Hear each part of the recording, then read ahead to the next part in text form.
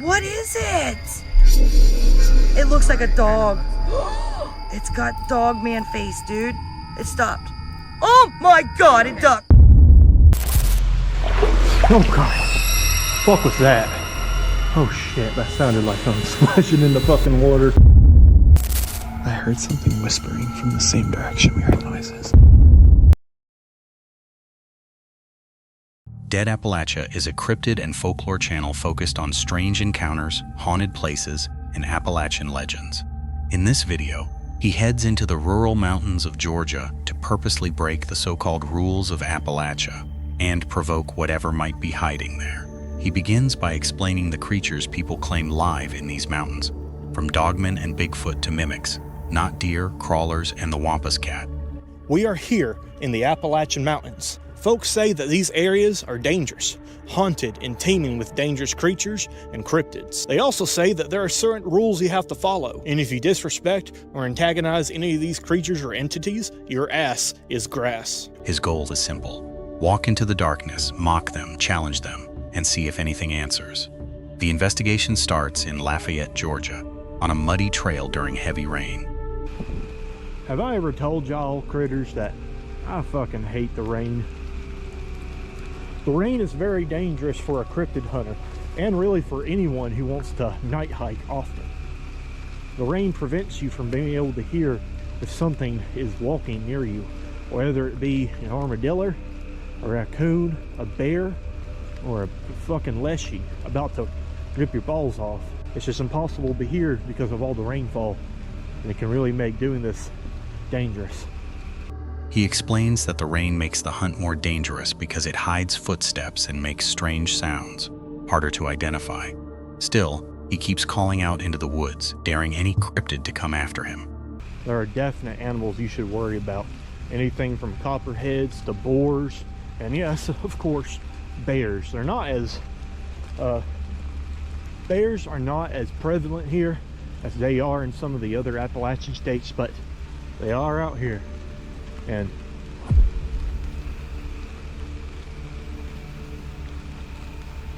see, I feel like I hear something walking around, but there's just no way for me to actually tell. Hello? Spider webs. If there are any cryptids out here, come get me. I'm giving you full permission to come pick a battle with me. I'm gonna shove my boot up your ass. I'm out here all alone. I'm unarmed. After pushing deeper through the wet trail, he reaches the old tag tunnel. This fog is absolutely crazy right now. I feel like I'm in a damn Appalachian Silent Hill.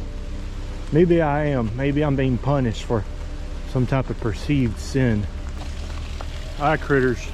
It's kind of hard to see with all the fog, but we are at our first destination for this video. Oh, that looks so freaking scary at night. Oh, long-time viewers of this channel may recognize this location. This here is the Tag Tunnel. TAG, that stands for Tennessee, Alabama, and Georgia. It's called that because this whole thing right here used to be a railroad hundreds of years back, or I guess more like 100.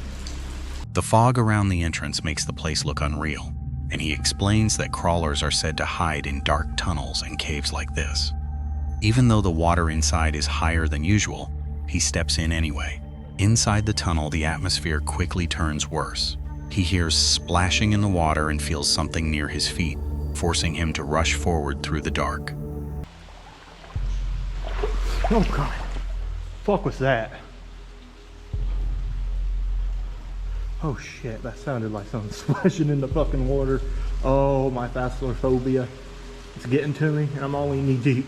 I don't see any ripples. Alright, just keep going and get the hell out of the water. Get the hell out of the water.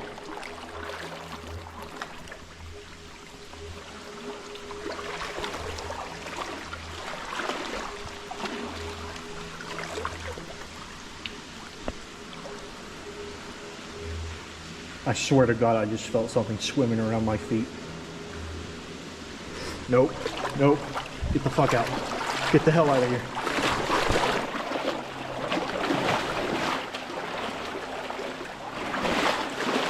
Oh.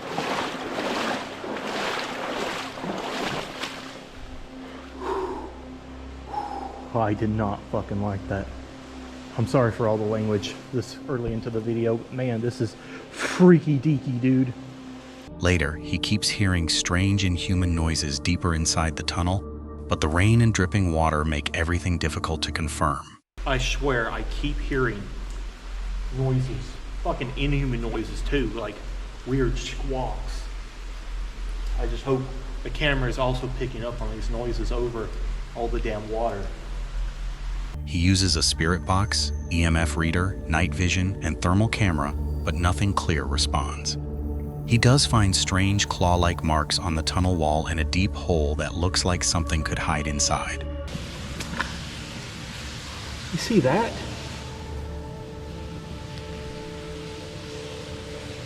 That is a handprint with one. That right there is a print of some sort with 1, 2, 3 fingers, little claws. Right there. That is... Huh. Are there any more around here?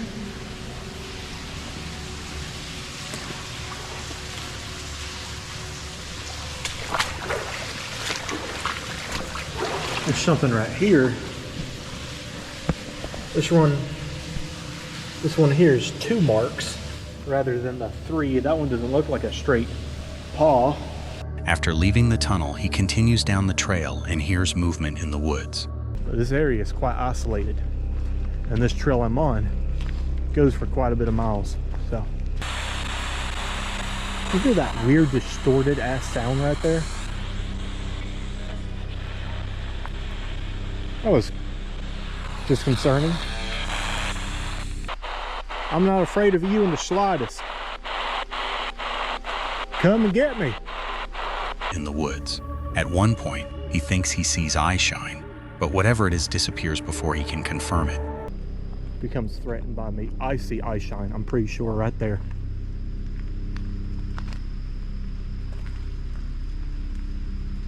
Can y'all see that? Is there a car coming down here?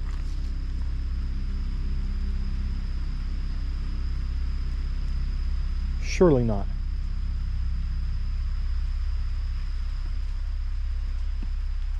Whatever was making that eye shine is gone. Fuck. Thanks for distracting me, dude.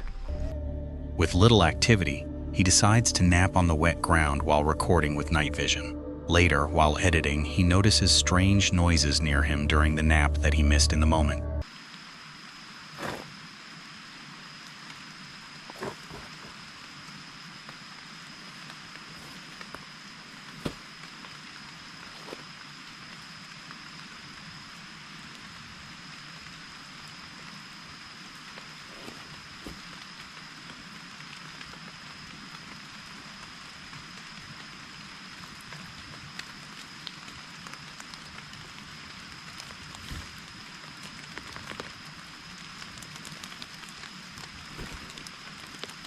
By the end, he leaves without proof, but the tunnel sounds and the noise near him while sleeping remain the strangest parts of the night. Grizzly Gaz is an outdoor camping channel built around wild camps, folklore, history, and dry humor.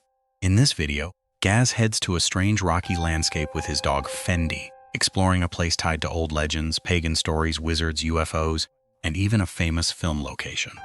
The trip begins with Gaz explaining the folklore of the Bride Stones, a landscape once connected to ancient worship and stories of a powerful Celtic goddess. Treat for you today. Now the place where we're going has got a lot of folklore tales attached to it, plus wizards and UFOs as well. Now it's recently been made famous by a film, and see if you can guess what film that is.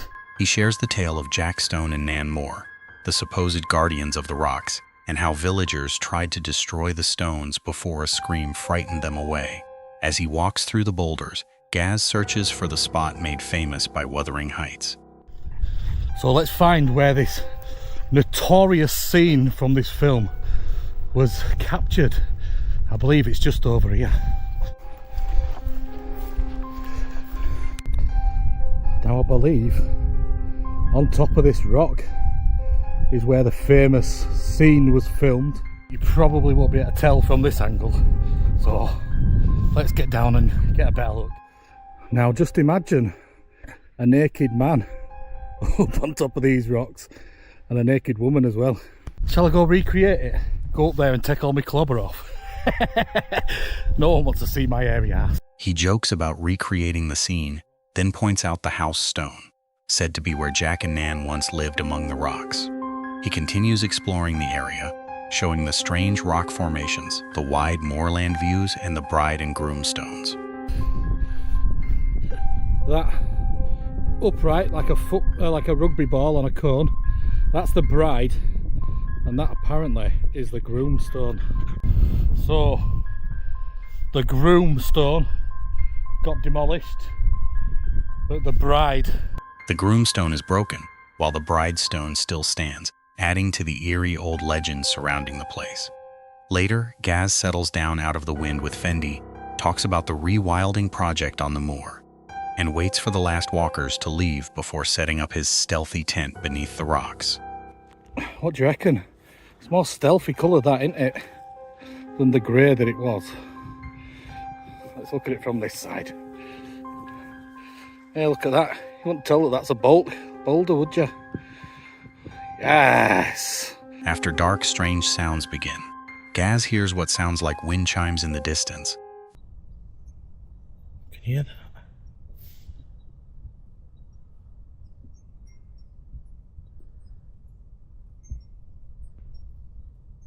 What is that?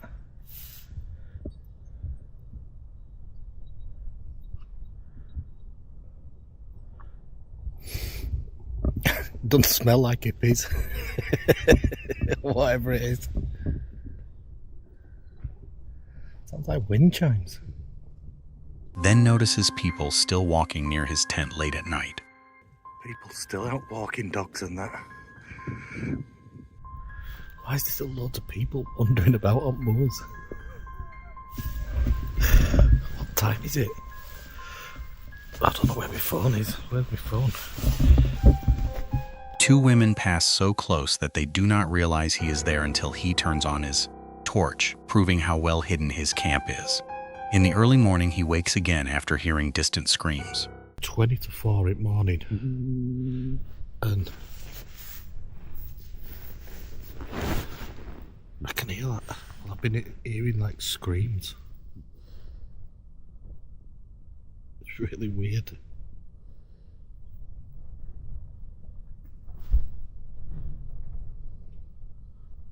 I don't know if it's some sort of bird or if it's actually someone screaming. It's far away, like. He is unsure whether it is a bird or someone far away, but by then it is nearly 4 a.m., freezing cold, and time to leave. Dee's Dark Adventures is a paranormal and cryptid-focused channel where Dee explores strange locations, often searching for unexplained figures, sounds, and movement in the dark. In this video, she returns to Cryptid Ranch with Angie, one of her moderators, hoping to show her what often happens there. The night starts quietly. Dee points out a dark hole in the tree line and says something inside it looks different, almost like it moved. But I'm looking in this hole. It does something weird every time I zoom in there because of the fog. There's a fog setting in. And there's something in there, and I just want to video record just in case. It looks like it's different, like it moved from the last time. An orb just went through, I swear it did. If you should record too, that way you have your own little footage and you can go back and rewatch. I mean, if you want to, I'm not trying to tell you what to do, but yeah, there's something in that hole. If you're with us, can you show yourself in orb form, please? As fog begins rolling in, she explains that this same road has produced strange moments before, including odd birds appearing in the path and unexplained howls coming from deeper in the woods. They continue walking toward the barn area, hearing stick breaks and noticing shapes in the distance. Because that's the trail that white thing was, that white thing was behind me. I just heard a stick break over here to the right.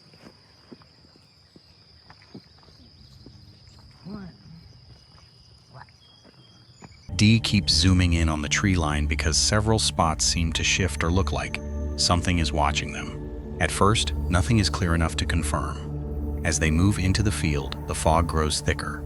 Dee explains that this is where she has heard strange howls before, and soon they notice a dark shape standing in the grass. That could possibly be those people, I don't know. If it's coming from that direction. What's that? No, it ain't. Come here, dude. I think that's something right there. At first, they are unsure if it is just part of the tree line, but Dee insists something is there. Looks like something standing there. Dude, that's something standing there. Sorry. No, you're good. Hello?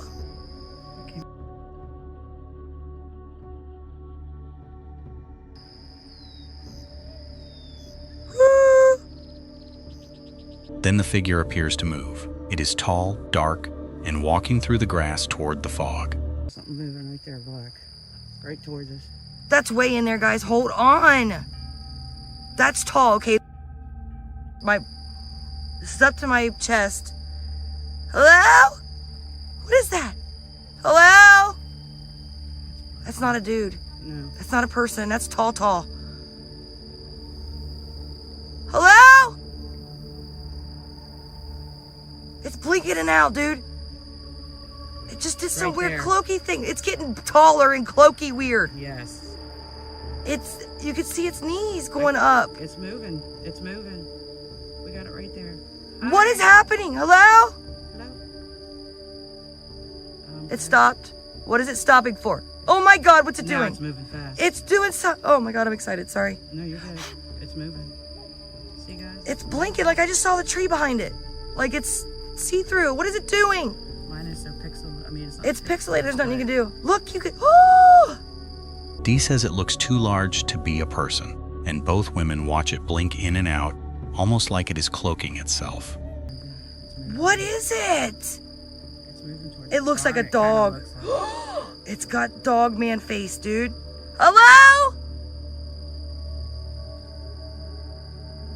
It stopped. Oh my God, it Okay, ducked. Now it ducked. No. I got it on my video too. It's ducked. It's down in the grass some freaking where. Oh my God. At one point, Dee says she can see its knees rising above the grass.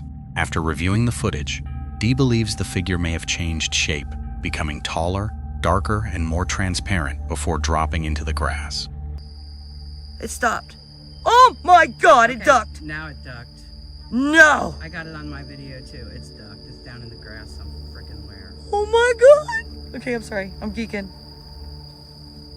Dude, I told you. I thought I saw something over there. I swore it. But I wasn't. I was like, it's a tree line. It's just tree stuff. That thing was tall. She thinks it may have been moving toward the fog for cover. The encounter continues when they spot it again. They told me to turn my light off, and then it left me alone. Get out of here. Screw that.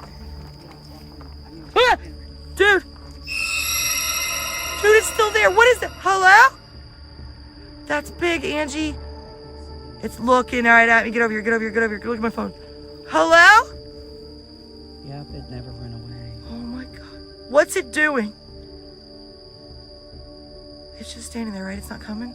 I don't see it moving. Hello? What was that light? What is it doing? There's lights all around it. The lights are weird around it, dude. Yeah. I'm getting excited. Sorry. No, you're fine. I'm videoing, but I'm not catching anything with my phone.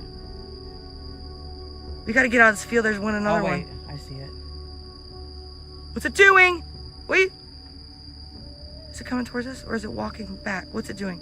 Dee loses sight of it as it drops low, and she quickly decides to get Angie back to safety before it can come closer. Pasha Brill is an exploration creator who investigates strange, remote, and mysterious places, often alone and with a calm documentary style. In this video, he travels to Black Lake, a dark body of water surrounded by the Black Forest, where old stories claim the lake may have no true bottom. He begins at the edge of an unstable pier, looking into water that drops sharply just a few feet from shore. The lake is about 40 acres wide, with grayish-yellow water so muddy that almost nothing can be seen beneath the surface. I'm honestly afraid to imagine how deep it might be out there, in the center. Today, I'm going to explore this place completely, alone. I'll explore the lake from shore to shore, run a few experiments, try to measure its depth, lower a camera underwater, set up infrared motion cameras around the entire perimeter, and spend the night here. Maybe I'll be able to capture something strange.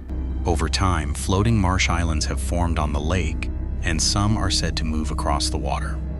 The lake itself looks incredibly grim. The water is grayish-yellow, almost completely opaque, with a dark, swampy tint. Over the past few decades, the lake has changed a lot. In roughly the last 50 years, it has started turning into a swamp, and floating marsh islands have appeared on its surface. The strangest part is that these islands can actually move across the water. The lake is believed to have formed after the Ice Age, when meltwater began collecting in hollows and cracks in the landscape. That could explain its unusual depth. The deeper mystery is the lake's depth. Locals claim that ropes once snapped at around 400 meters, and divers supposedly found what looked like a bottom, only for it to collapse beneath them. Locals claim that every attempt to measure the bottom has failed. Эхолот показывает, что слой какой-то, дна какого-то там. Ложное дно. Отложений, да. А дальше опять идет эта вот вода. 50 метров опускал камень, нету. Ropes allegedly snapped at around 400 meters, about 1,300 feet. Divers have also tried to find the bottom. They would descend until they reached a layer that looked like the lake bed, but then it would seem to collapse beneath them, and the depth would continue below. Stories also claim that divers died here, and that many others have drowned in the lake over the years. Another theory says Black Lake has a false bottom made from peat branches, leaves, and swamp debris. Hot outside. They say that in summer, it only warms up about 1 meter, about 3 feet below the surface, and in winter, the lake doesn't freeze. Градусов 5, не больше. It's impossible to judge the depth visually because the water is so muddy that you can barely see anything beneath the surface. There's another strange legend too. Locals say the lake may release some kind of vapor that causes mild dizziness, and that might be enough for a person to lose focus, make one wrong move, and end up in the water. To be honest, during the day, this place almost feels peaceful, but everything could change at night. After waiting for night, Pasha heads out alone by boat. The shore nearly disappears, the forest becomes a black wall, and strange sounds come from every direction. The shore is barely visible. The forest around me looks like one solid black wall. Strange sounds are coming from every direction. What's really putting me on edge is the feeling that something is moving around my boat, and it feels like something could flip me over at any moment.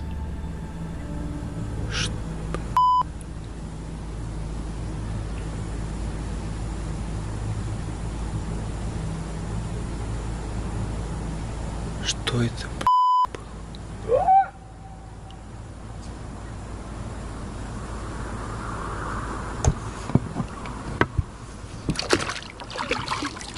He says it feels like something is moving around the boat, making him worry that it could flip at any moment. Later, he rows toward the center and lowers a weighted rope into the water to test the depth. The best way to test Black Lake is to go out to the center and try to reach the bottom right here. The weight is sinking into the water. The rope keeps unwinding. The wind is pushing the boat hard to the side.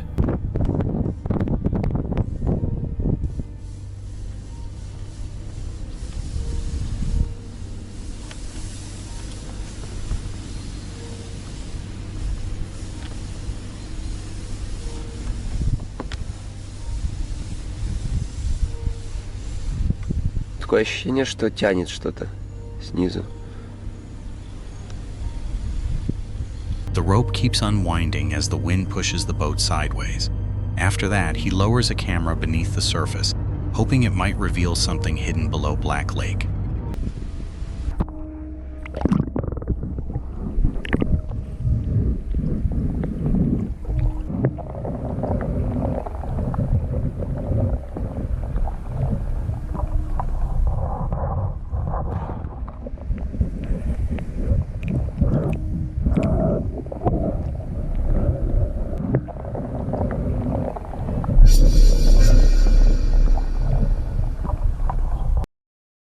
Moxley's Paranormal World is a paranormal investigation channel where haunted locations are explored through overnight challenges, spirit communication, and solo investigations. In this video, Moxley returns to the Drifter's house, an abandoned place he believes is extremely haunted. He begins by explaining that he has investigated the house before, but this time he plans to stay there alone through the entire night. The house is said to be haunted by a drifter who died there, and Moxley admits he already feels nervous before even reaching the building. When he arrives, the atmosphere immediately feels uncomfortable. Right, so we're here once again. Let's put the light on. This place always makes me feel very nervous.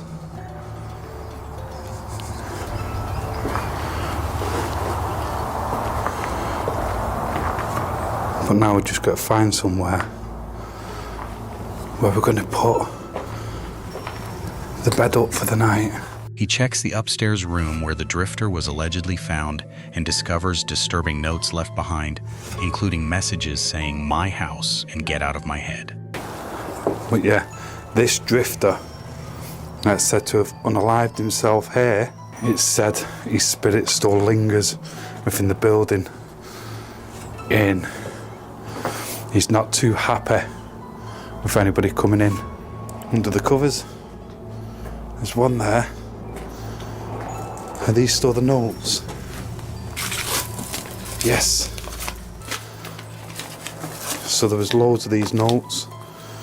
My house, never leaving, my house. And there's another one. Here. Leave me, get out of my head. Leave me, get out of my head. Now, if that's not disturbing, I don't know what is.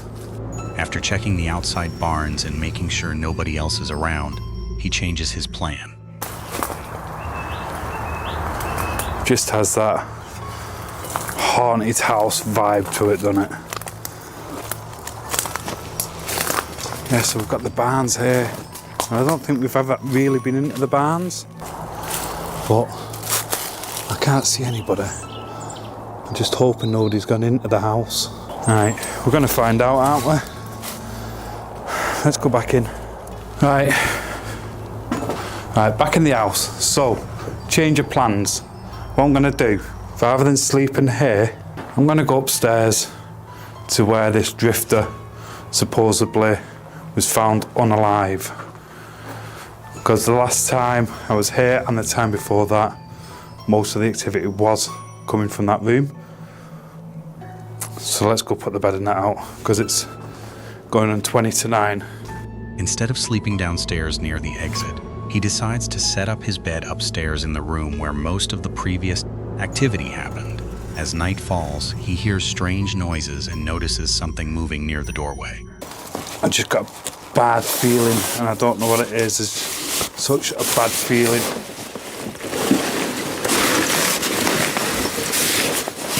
Well, we should be alright, shouldn't we?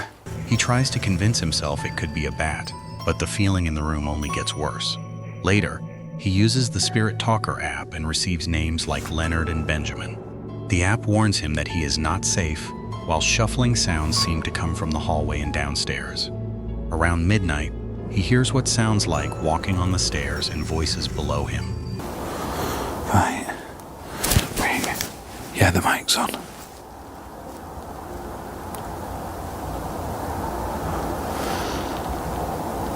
They were near half and half. Thought you heard walking on the freaking stairs. It was like doo, doo, doo. I've left the light on as well. So if anybody comes, it's sort of lit up in here a little bit. So they'd know somebody's here. That's the whole reason of that. He checks the house but finds nobody there, leaving him more unsettled than before. Near 4:40 in the morning, scratching sounds near the banister wake him again. The Spirit Talker says, "I'll find you in your dreams," making sleep almost impossible. I'm lay here, and it's like 20 to 5 in the morning, and I can hear like a scratching noise. I thought it was a tree outside at first, but it's coming, and it sounded like it was on the banister, like a shh, shh. So in my head, I'm saying it could be a bird because there's an old bird nest out there, but in reality, I know it isn't.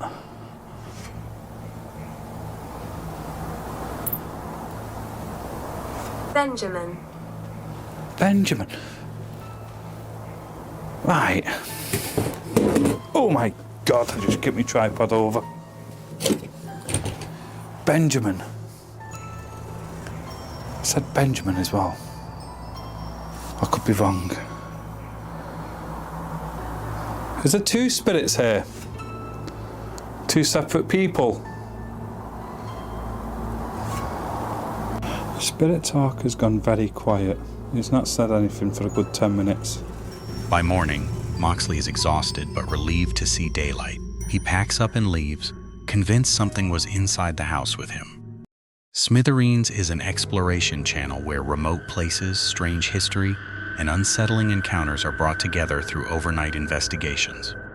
In this video, he follows Carl into a canyon filled with ancient petroglyphs, stories of shamanic rituals, and local legends about skinwalkers.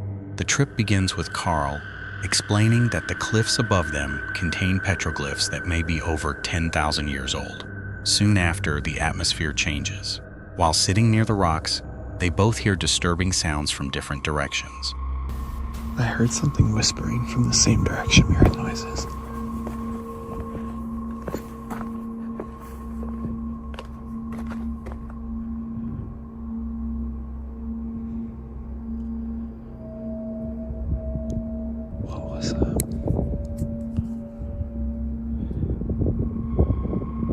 I heard a woman's voice, and it was from literally so I would have been on the other side of that rock, right?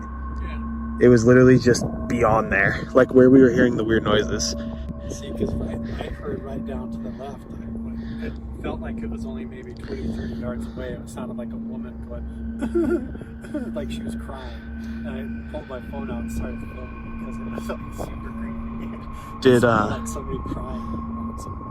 Carl says he hears what sounds like a woman crying, while Smithereens hears whispering nearby. The noises seem to come from the area they are about to explore. They then head toward the medicine wheel. From above, Carl points out strange square and circular symbols on the cliff, explaining that they line up with the medicine wheel below. Square, circle, square. Square, circle, square. Like, why? And none of it makes sense until you realize, like, when you turn around, straight down below us is the medicine wheel and the weird lights on it. And the pier has different squares, circles, and triangles. And you wonder if that's what they were drawing over here, if it's that simple. Yeah. The place feels deliberately connected, as if the symbols were meant to mark or mirror something on the land. As they move deeper into the valley, Carl tells the story of the man found near the pump house. You said the person that initially found him said that he thought it was a skinwalker? Yeah, my friend Dave found this dead guy laying down there by the pump house with no clothes on. And he put in the police report that he thought the guy was basically killed by a skinwalker. It's in the official police report. Oh. Because he was like doing something up in this valley he wasn't supposed to. And then was running away from something, stole a truck, crashed through the gate, and then panicked, jumped out of the truck, took all of his clothes off, and then knelt down on the ground and froze to death. None of it makes any sense. And it all happened. Right there. According to him, the man stole a truck, crashed through a gate, removed his clothes, and was later found frozen on his knees with his hands raised, almost as if he had been begging something not to hurt him. They also find the area where an animal sacrifice had once been discovered, with painted rocks, tarot cards, and a dead cat wrapped in fabric. So let's check. This is where we found the animal sacrifice under here. That's some of the paint left on one of the rocks right there. Yeah. But everything's gone. We cleaned it all out, so they haven't been back apparently. Yeah, it was right here. That's one hell of a thing to stumble across, huh? Yeah, just like literally a dead cat all wrapped in a weird purple felt blanket with all these tarot cards and painted rocks around it. Near the pump house, Smithereens is suddenly startled by a cow, but the story of the body found there keeps the location feeling deeply uneasy. Later, they enter an old building Carl has never seen open before. Right?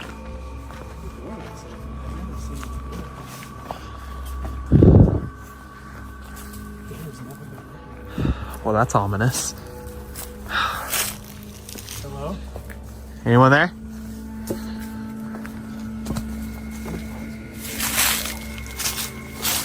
I've never seen this open before.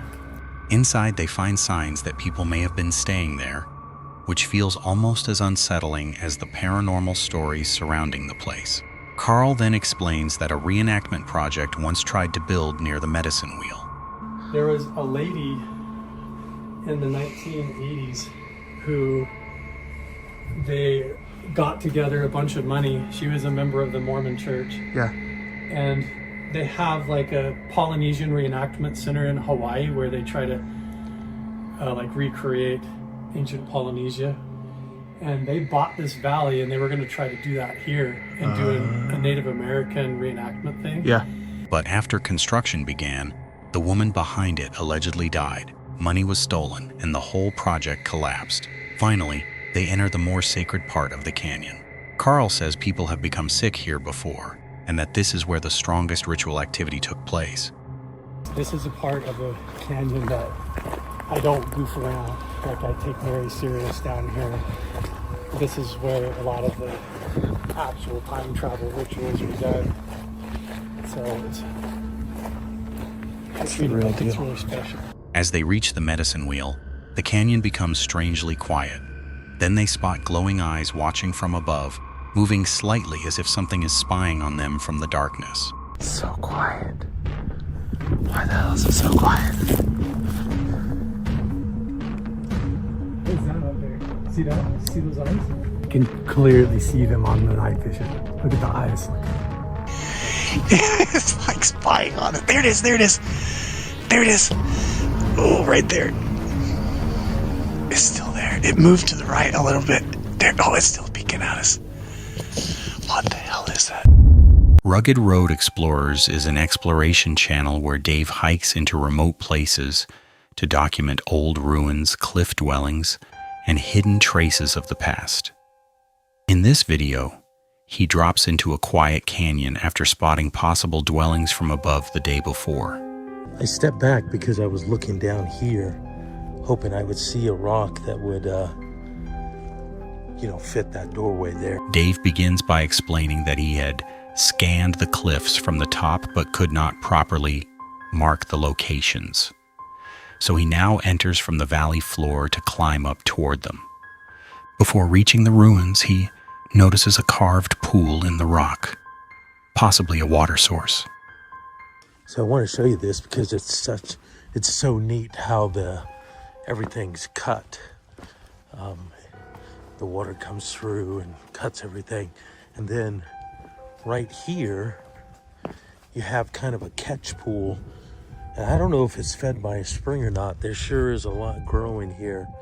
So it could be a little bit of a stream, or maybe it's just a catch pool, but it would have been an important water source.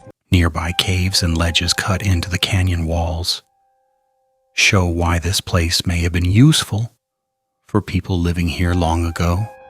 He climbs above the first dwelling to check the higher levels and soon finds what looks like a small storage area with old mud still visible inside. You come up on something like this. I mean, this is a beautiful panel. There doesn't seem to be anything on it, but I'll check the film later because a lot of times things show up on camera that I can't see with my naked eye, depending on the light at the time. Right here we have our first storage area, it looks like, or what's left of one. There's still some mud back in the back there.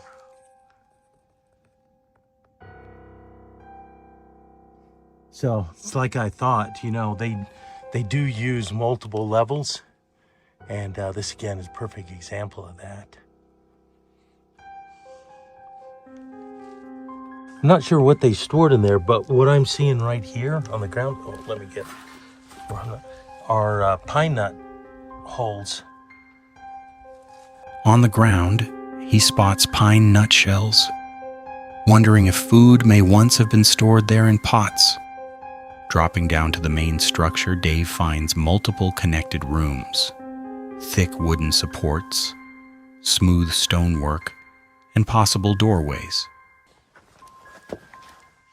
It looks like people have been here and, you know, stacked things. We got corn, we got jasper shards, and different kinds of pottery. You can see how that little cove on the other side there was tied into this dwelling. So that, you know, they built this on top of that, it looks like. And then you've got this window right here. Boy, look at that support. They were serious. These are nice and thick. And again, boy, they did a good job of smoothing it off. Well, matter of fact, it looks like there were multiple ones here. And you can see the rocks have fallen back. Get out of the shadow here. Backwards. He studies how the builders tied the walls into the natural rock, using heavy logs and carefully placed stones. Inside one section, he notices blackened stone and suggests it may have been used for cooking, smoking, or another fire-related purpose. So it was fairly big. I mean, it's a fairly big dwelling, probably, I don't know, 10 feet from this rock to there is 10 feet. At the widest part is probably 5.5 feet, and then back on the end there, about 2.5 feet.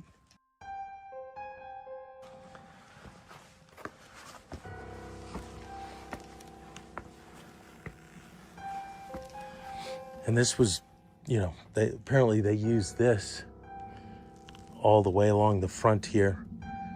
So it's interesting. I wonder how high up it went. If it went higher than this. He also points out how well the ceiling and supports were engineered. Higher up, Dave reaches a larger room that may have been the main living space. And this may have been the main living area. I mean, it's fairly large. I mean, it's a good 10 feet across in the middle, 8 feet across at the back there. And from here to there, it's about 12 to 15 feet. So this was a large room. I mean, you could fit a family could sleep in here easily. What stands out most are the ancient roof ties still holding in place, knots made by human hands, roughly 1,000 years ago. By the end, he counts several rooms and coves across the site, showing how extensive the dwelling once was. From a distance, the ruins almost disappear into the cliff, blending perfectly with the canyon wall. Ray Gloom's Real Life Encounters is a paranormal and overnight exploration channel focused on strange encounters, abandoned locations, and unsettling stayovers. In this video, Ray and his friend arrive at his parents' remote property, expecting a quiet overnight stay. But almost immediately, things begin to feel wrong. As soon as they enter the dark cabin, they notice multiple lights are not working, and the house looks strangely abandoned. I haven't been. This is my parents' place. I haven't. Okay, that's the outside. Oh wait, that didn't do anything? This one, it's not working. Well, that's not working. Okay. We'll go find another. The power. There's some power. The outside light's working. Wait a minute. No, that uses a battery. That's Wi-Fi. That's Wi-Fi? Yeah. Whoa, got one. That one worked. Okay. Okay, just a burnout light, I guess. With food still left sitting out as if someone suddenly left in a hurry. They begin checking doors and windows, trying to figure out if someone may have been inside recently. The tension increases when lights start switching off on their own and doors appear to move by themselves. Okay.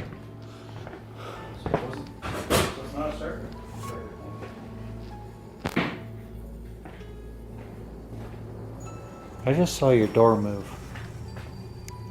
I closed that door, I thought. I just saw your door move. Wait.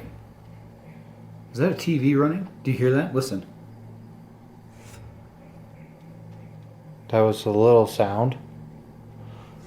But right before you came in here, I think I caught it on here that the door went whoop.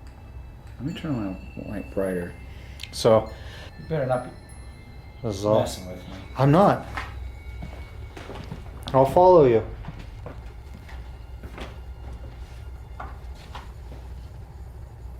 Dude, this is scaring me. Bro. The light just turned off behind me. Okay, turn it on. Go over to the wall where it is and turn it on. Wait, I'm coming.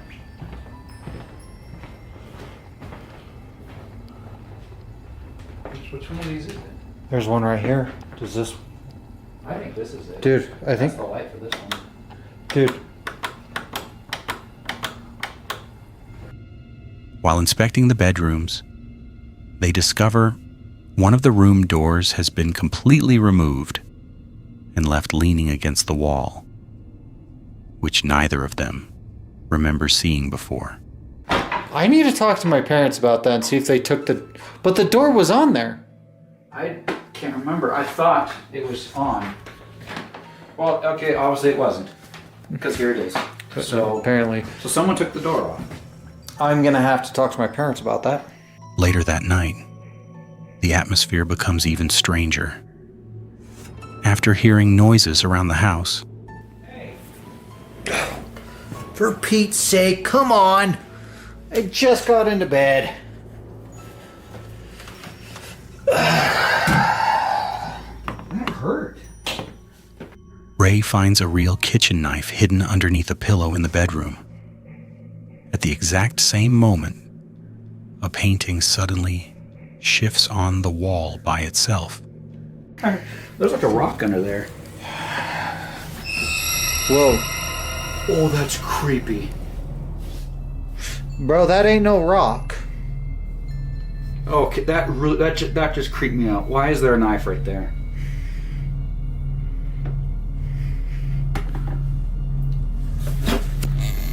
What was that? What the heck? Did that painting just move?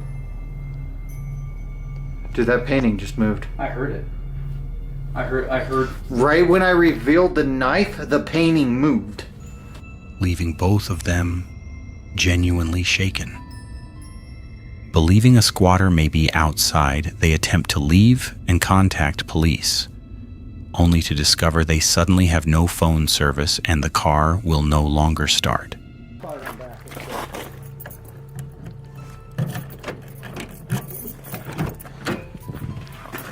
Alright. It's not even turning over. You got... Your battery's okay. Your check engine light's on though. It's not even cranking over. Shit. Okay, I'm really worried he just sabotaged your car. Moments later, they hear something hit the vehicle from outside, but when they look, nobody is there. What was that? Did you hear that? He just hit the back window. Nope, I'm going in. Nope. Nope.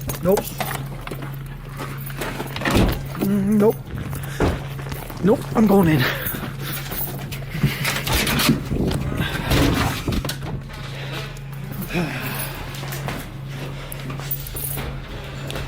Okay.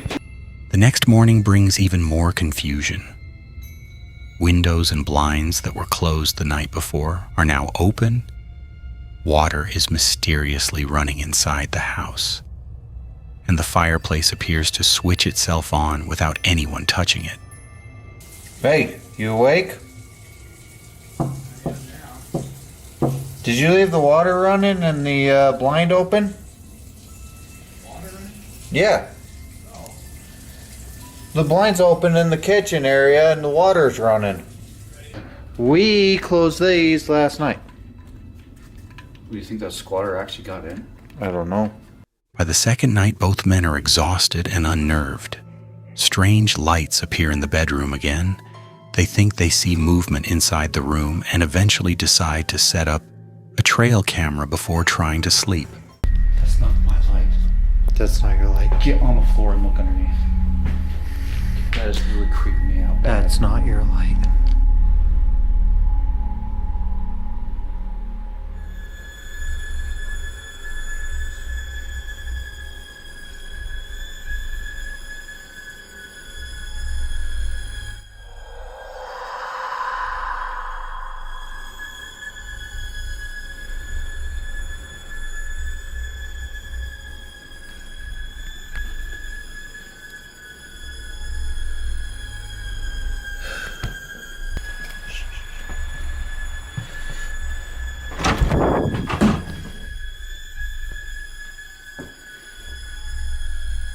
Did you leave your flashlight on?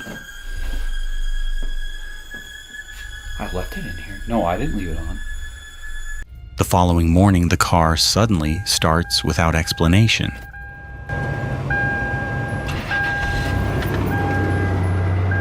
Started. Why would it start now?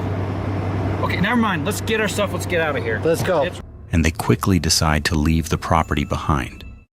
Paranormal Discovery is a wilderness horror channel where the creator mixes solo camping, paranormal investigation, and deep forest exploration.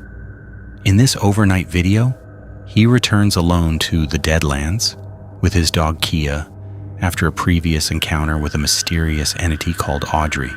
The night begins with heavy wind, dark skies, and an uneasy atmosphere as he sets up a hammock tent near a remote lake.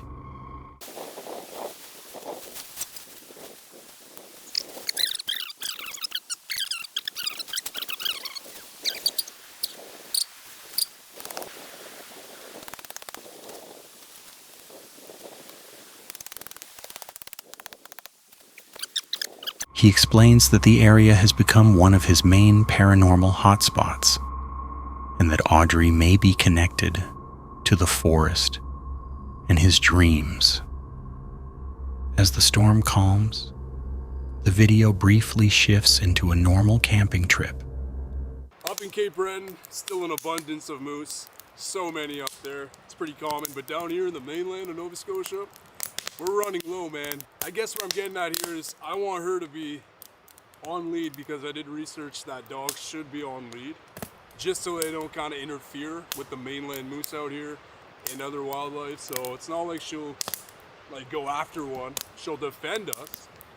But I just don't want, like, let's say a moose comes around or to the lake in the morning or something. I don't want her to temper with it. I don't want her to, start something, or else it'll be a fight between a moose and a dog, or a moose, a dog, and me, a human. So, yeah, it's kind of a protective thing right now. I'm trying to protect the wildlife, but also protect her. He cooks dinner, talks about moose in Nova Scotia, and explains why Kia stays on a leash in this wilderness. Even during the calmer moments, he keeps noticing movement in the trees.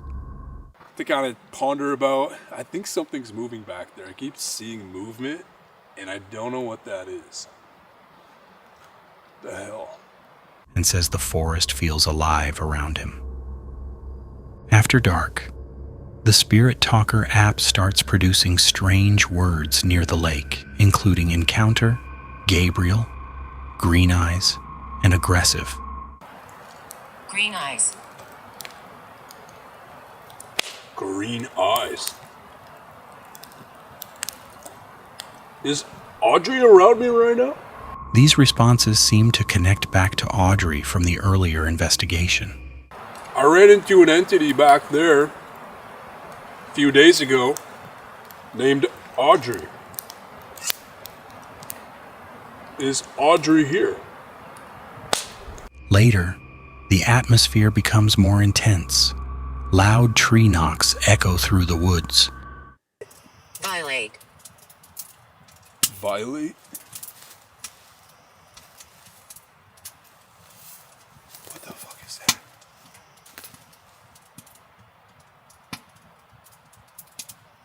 And he hears strange movement around the campsite. I don't know how I'm having service right now. I'm like in and out of service, but what was that sound? It's a fucking tree knock.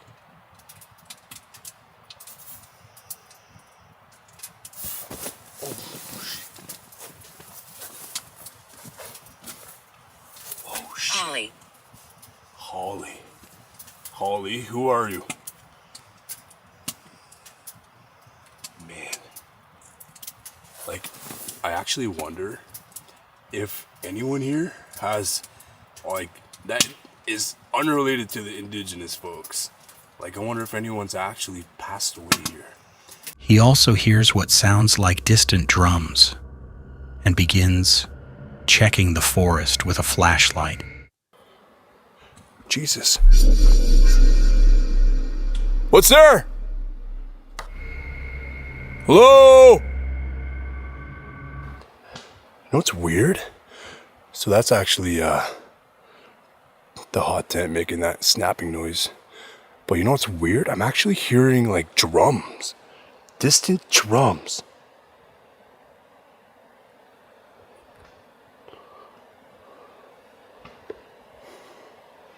He then tries knocking on trees himself, and something appears to knock back from the darkness.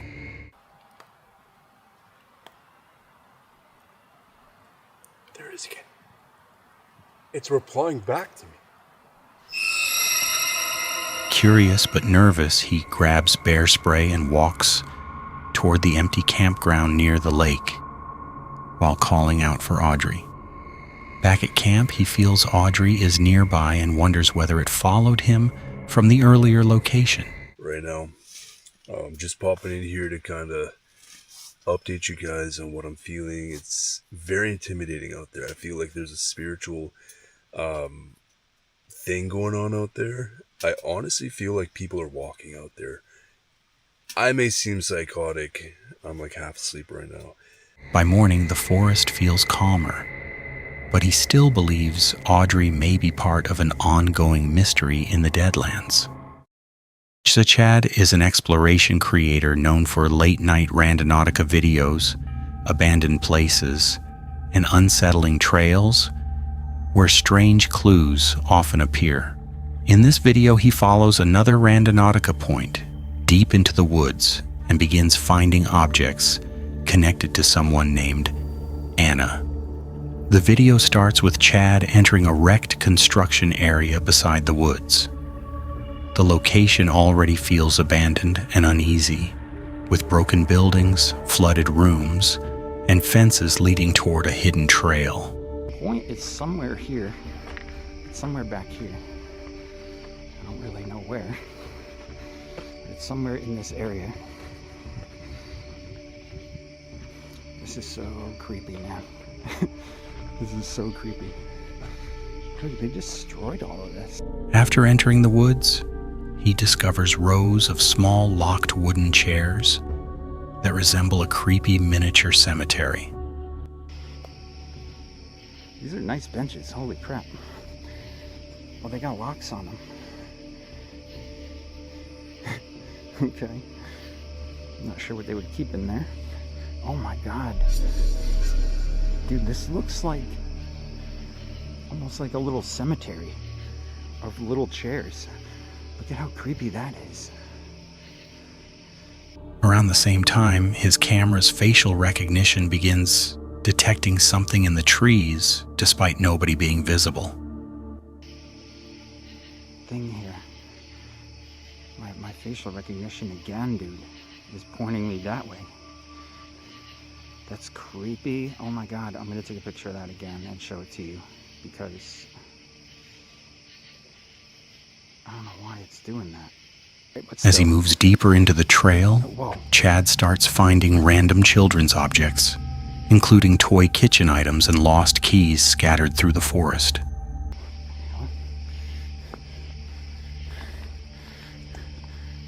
What is this?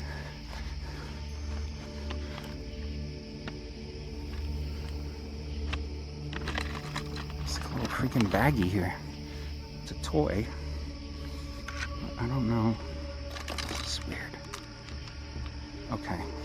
This Rando Nautica stuff is actually really creepy. I can't believe I'm finding stuff again already. Somebody lost their keys. Their car's keys. Oh, there's like pots and pans in here. That's weird. Soon after, he hears what sounds like a distant scream, forcing him to stop and listen in panic.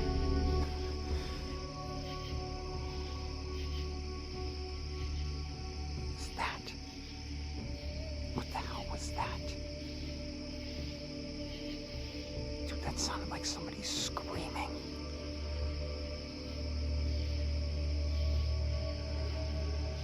That sounded like somebody screaming. The tension grows when he spots a strange light deeper in the woods before crossing a creek into darker trails. This is so unbelievably creepy. What is that? Dude, I see a light. I see a light over there. Look. Oh, that's a reflection. That scared me. What is that?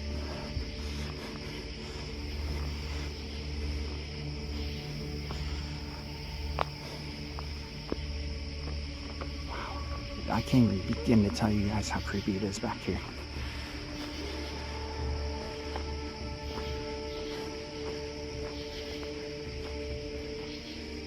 Oh, this is like another offbeat trail. What the hell? Oh, I don't know what that is. Later, he discovers an envelope containing a handwritten riddle. Okay. Weird. Just an envelope here.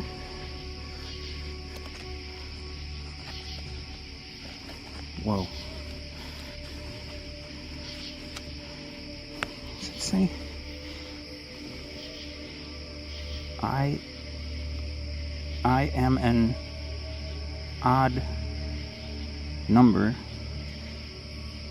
Take away a letter and I become even? I am an odd number. Take away a letter, and I become even. The forest becomes increasingly unsettling after his spirit app begins producing odd responses like begin, don't tell, and it's not human. Begin? Begin. I don't know what that means. But here I am. Lost in the woods somewhere. Chad also finds a child's sandal hidden beside the trail, which visibly shakes him. Oh, yo, I just heard somebody. I just heard somebody. But look, dude. There's a freaking, like a little girl's shoe here. Her sandal? Later in the investigation, Chad discovers more disturbing objects connected to Anna, including a crossed-out photo frame and several clocks stopped near the number 7. One of the hands is on 7. Remember the last one? It was 7 o'clock on the other clock that I found. One of the hands is on 7. So it's 5:30. Near the end of the video, he finds a dead deer beside a box containing water and a note saying, "She's thirsty." Oh, what is this? What's this? There's a box here. There's water. What the hell? There's a little note thing in here. she's thirsty.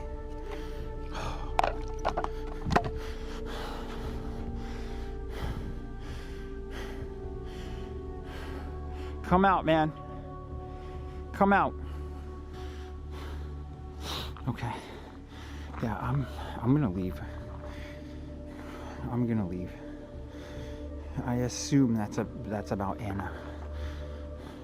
Is she alive? The discovery finally convinces him to leave the woods immediately. Strayed Explorer is a solo paranormal exploration channel where Andy investigates abandoned places, usually with EVP, spirit apps, and trigger devices. In this video, he returns after a 2-month break to explore a huge overgrown fort alone. The night begins with Andy showing the scale of the place: an 8-meter deep moat, an 11-meter wide gap, and a single entrance leading into the fort. I know I have just shown you some drone footage, but the moat is 8 meters deep and 11 meters wide. And until I've just walked up here to look at it, you don't understand the size of it. Just look at this. I don't know if the camera's doing it any justice, but that is the back wall. There'll be another one here. It goes 8 meters down and 11 meters all the way to the other side. And that goes all the way around in, I think it was like the shape of a hexagon, if I remember right. Even before he gets fully inside, he hears what sounds like a man's voice echoing through the tunnel. And here we arrive at the door.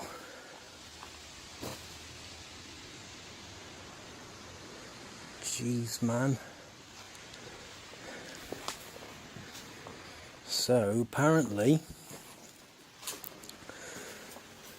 we come through this tunnel. Once we get through here, we're into the fort. Was that an echo? Sounded like a man's voice.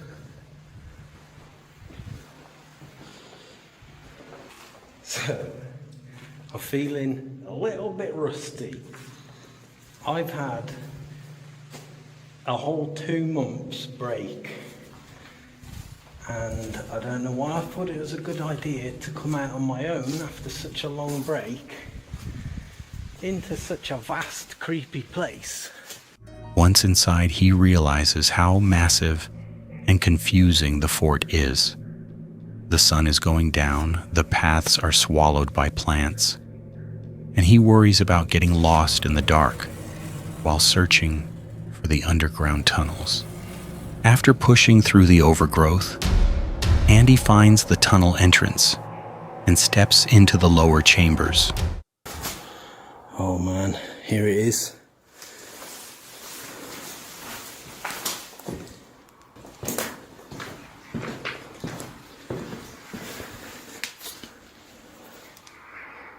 Hello?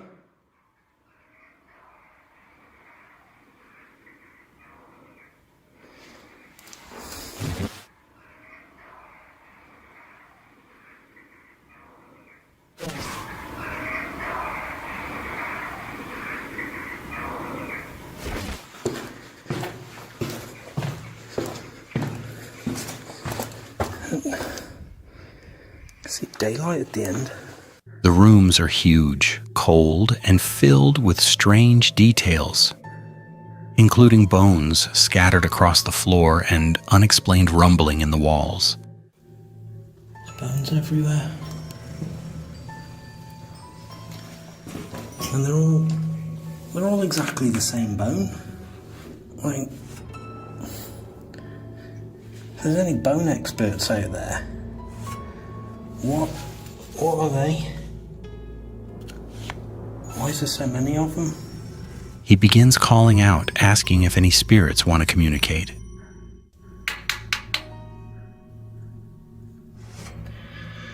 I think what I'm going to do, guys, I'm going to go back to that first bit where we was and get out a bit of equipment and just see if we can get any interactions on that. I have been doing some calling out, not had any direct responses, but I'm definitely hearing weird knocking noises and rumbling. I don't know if the mic's going to be picking that up or not, but... At first, there are only knocks and distant sounds. But then an EVP seems to say something like, "Coming downstairs in a minute." You say coming downstairs in a minute?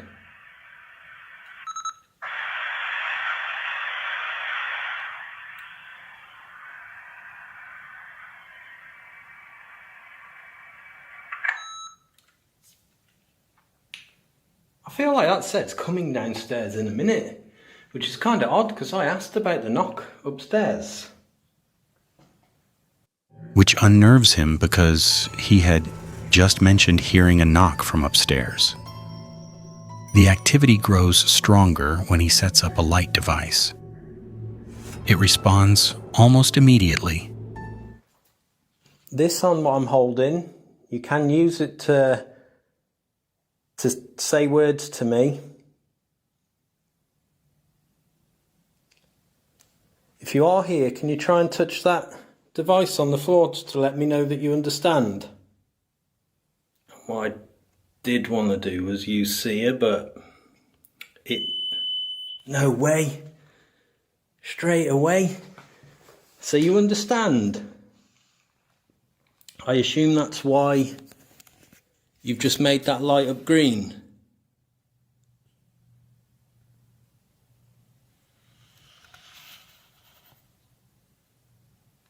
Can you try and tell me your name with this?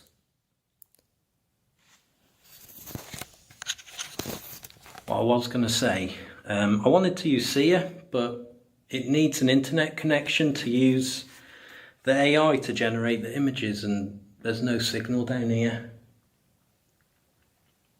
Lighting green and then red on command. The Spirit app gives names like Catherine and Patricia, while the device confirms answers at the same time. Then Andy hears footsteps nearby.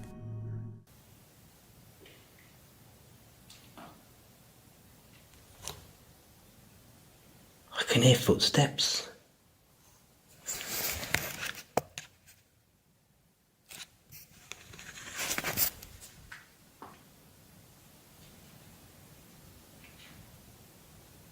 That's walking.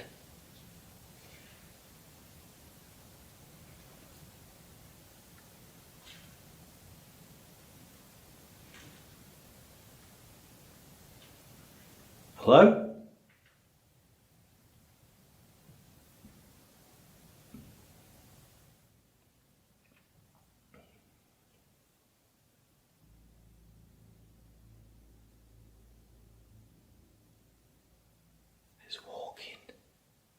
The sounds seem too heavy and deliberate to be simple rustling, and the app says unsettling phrases like "cry," "trust me, there's bad here," and finally, "you're next," twice. He finishes with one last EVP attempt. I want you to do it again. Put all your energy into it, take the energy from these devices, and I want you to very clearly say, well, say whatever you want.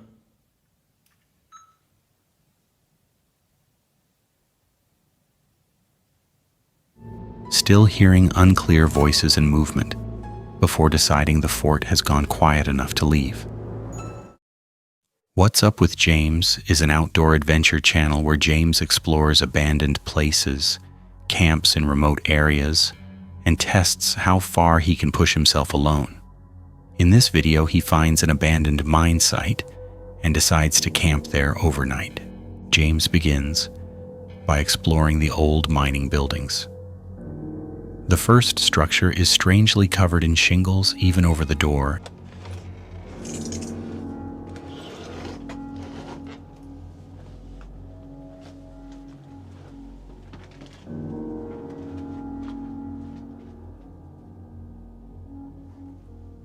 This is cool.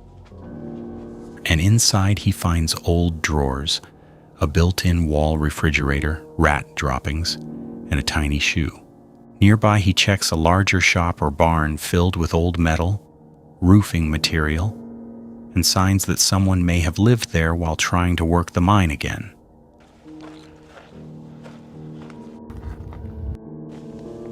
A bunch of old metal plates and stuff out here.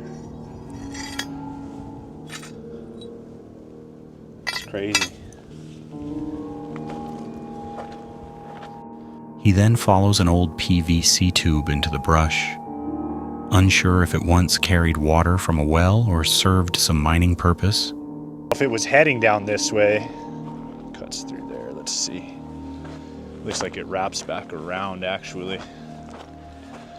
I don't know if it had always been down here, if there was like an old well. James explains this area is near the same place, connected to his earlier Skinwalker story, which makes the abandoned mine feel even more unsettling. He tries lowering a GoPro into the main shaft, but quickly realizes it is too dangerous to enter alone. I don't know what you guys are seeing.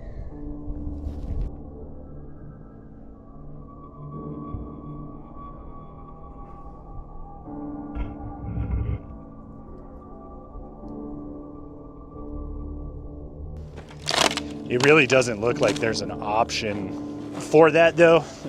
And I'm not stupid enough to try to go into a mine like that by myself without any equipment. So I gotta close this door to this abandoned house here. Instead, he searches nearby and finds more abandoned structures, including a strange old house that looks partly renovated, as if someone started restoring it and suddenly stopped. All right, let me go explore the area a little bit more. And I did come across this, which looks like it's a different house, but it's seen something interesting down here. Maybe not. I thought perhaps that this house had a grave. From the road, this one kind of looked like a grave. I don't think that's what it is. But yeah, so these bricks out here, there's a little town called Ancho that you drive through on the way here. And I guess there's a spot there where they used to manufacture bricks. I don't know if all of these came from there specifically. Deeper up the road, he discovers several smaller mine openings, some too tight to crawl into safely. One mine finally allows him inside.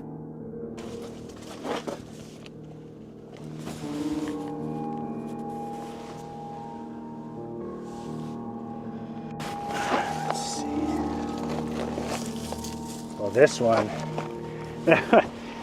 one pretty much is just this. He crouches through the dark passage, admits he hates how it feels, and reaches the bottom of a shaft. Not that a mine is necessarily supposed to be comfortable. With side tunnels and old tool marks in the rock. Later, another tunnel pushes him even harder. Bugs swarm everywhere. Oh, no way. Is this like... Yeah, see, this is like... Isn't this because they're trying to prop up?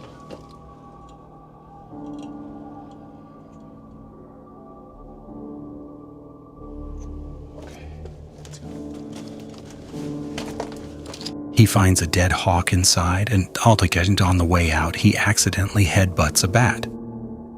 Back at camp, James reflects on how uncomfortable abandoned mines make him, then tests his night vision around the buildings and mine entrance before sleeping in the quiet, desert-like silence. Near Shadows returns alone to the conjuring forest, entering from a backside trail with no coordinates or specific destination planned. Jeremy explains that every visit to these woods seems to get stranger, with previous encounters involving mysterious voices, disturbing spirit talker responses, and possible paranormal activity hidden deep within the forest. Almost immediately after leaving the main trail, the woods begin reacting to him. Jeremy hears footsteps nearby while the spirit talker responds with unsettling phrases like, "They will get you," "annihilation," and "revenge." You. "They will get you" came through the Spirit Talker app. I had it turned down, the volume down. Who will get me?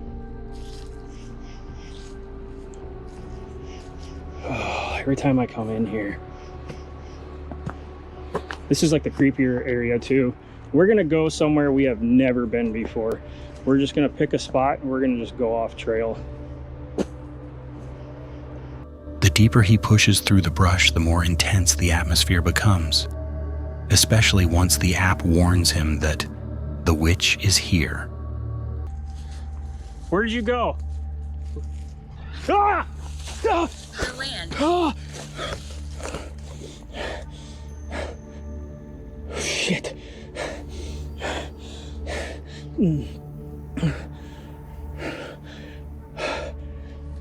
Oh my God. I don't see it. Guys, you see anything? Turn this up. Fuck. Oh, I almost landed right on my finger again. Hello? As Jeremy continues wandering through the darkness, he suddenly reacts to movement nearby and claims a shadow figure crossed between the trees.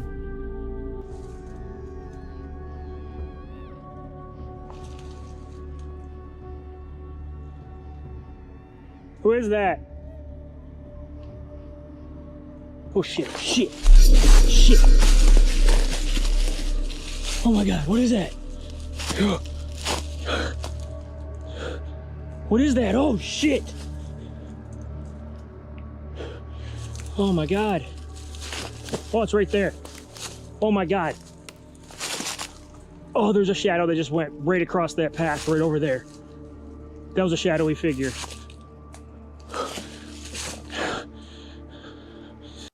Around the same time, he says something grabs or burns the side of his neck again. Something he claims repeatedly happens.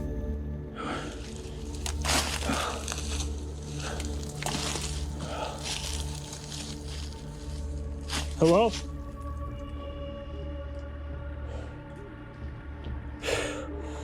Oh, I got burrs on me. Ugh. Something keeps grabbing my neck, it feels like. That always happens in here, man. It's always the right neck. It's always my right side. All the time. Fucking... Is that you messing with my neck again? I don't give you permission to do that. That's not very cool. That is not cool at all. I don't appreciate that. I don't appreciate that.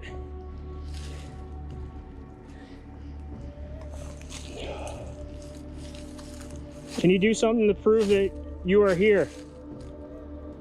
Demon. There's a demon? That is a big tree.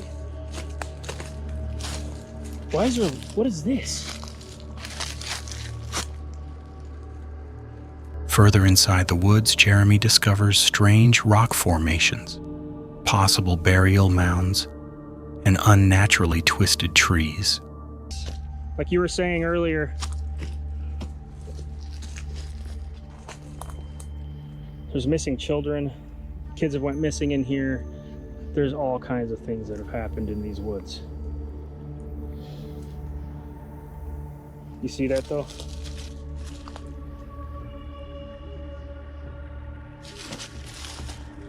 There's more right there. Rocks going around the... I don't know. That's not a mountain though. Oh my God, these woods are so thick.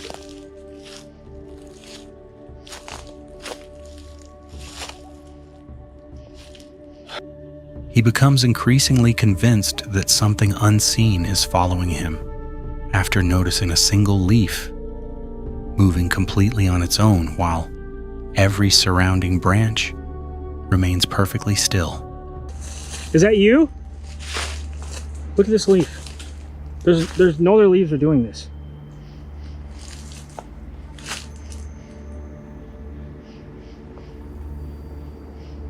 Is that you doing that? Yeah, there's no reason why that should be doing it. Look guys, look at all the leaves around it. It's still. Everything's still.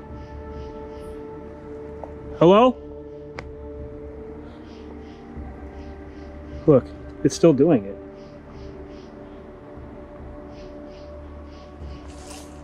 Is that you? If this is you moving the leaf, can you tap on something and let me know you're here? Oh!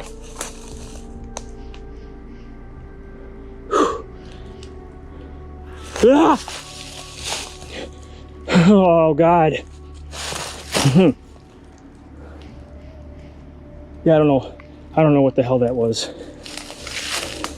The biggest discovery happens after Jeremy reaches an old fence line and finds a skull-like effigy beside several handwritten ritual documents. Or somebody leaving this stuff out here now at this point, because I'm not even following coordinates like we've done the past 2 videos. What do you guys think? This is pretty right there. Just like how it was way back there. So look at this thing, guys. There's some kind of symbol on it. House. You guys know what that symbol is? It was like a crescent moon of some sort. What is that symbol? Oh, I'm gonna sit down. I don't know if it's a good idea, but... The papers reference lunar symbols, spirits, ashes, and warnings, not to disturb the object hidden in the forest. Despite repeated warnings from the spirit talker, Jeremy decides to take the skull object with him. Soon afterward, he realizes he is completely lost deep inside the conjuring forest. Are you still along with me, spirits? Can you do something to help me? I'm not sure if I go up more or this way or down here. Oh, right there. Right there. Thank you for the knocks. Thank you so much.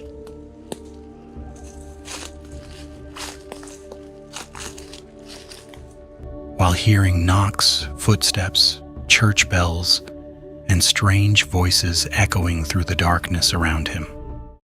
Paranormal Discovery investigates the ruins of Moor Hall in County Mayo, Ireland, a burned mansion surrounded by legends of druids, curses, and paranormal activity.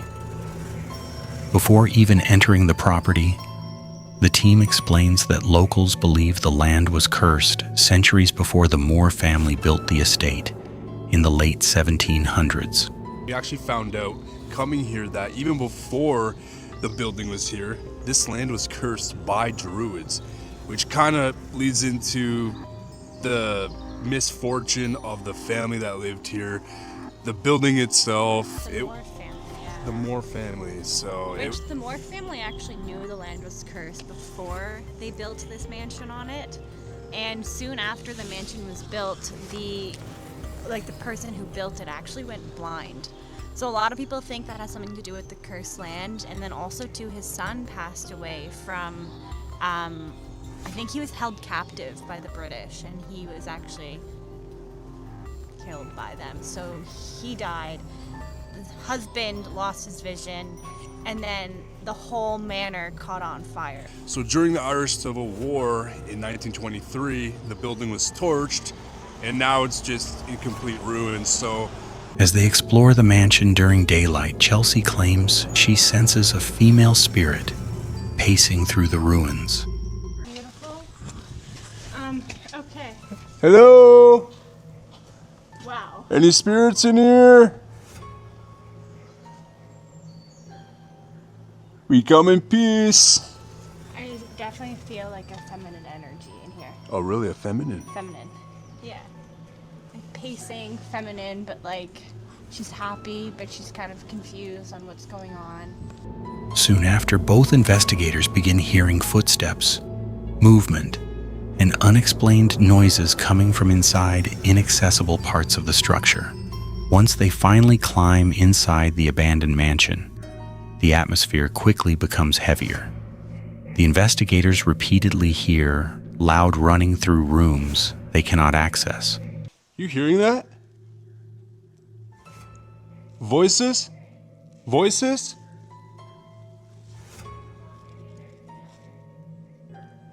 I don't know. While shadow figures allegedly appear in doorways and along the upper floors of the burned building.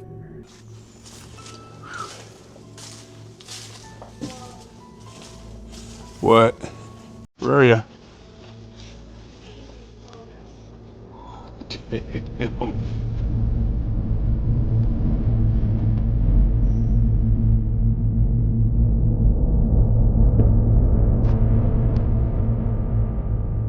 So the sun is about to set. Sadly, you can't get to that floor, but I think we're gonna wait in here until it does get dark.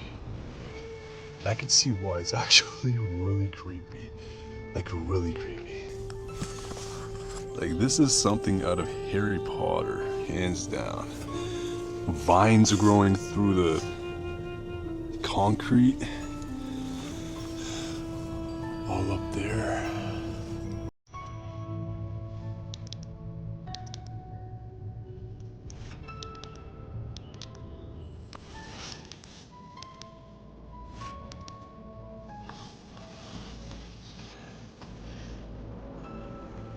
Okay, I'm starting to get a weird vibe now. Yeah. Like it's... Starting to hit you. Using dowsing rods, they begin asking questions about the land and the supposed druid curse. Thank you. That's a yes. We have permission to be here. Okay. Now, Lamar was wondering, druids, are you going to curse us for being here? No. Okay, thank you. Is this land truly cursed?